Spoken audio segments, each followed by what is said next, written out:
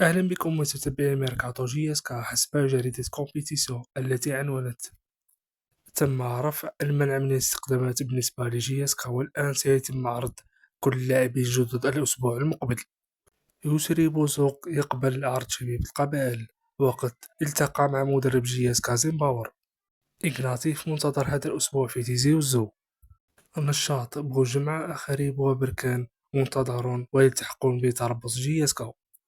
الآن في تالي خبر: زيمباور يطلب خدمات زكريا ناجي ويصر على ضمه لصفوف جياسكا خلال هذا الميركاتو الصيفي. لاعب إفريقي وقع رسمي في جياسكا، باقي فقط الإعلان. رابع لاعب ينضم للفريق في هذا الميركاتو الصيفي.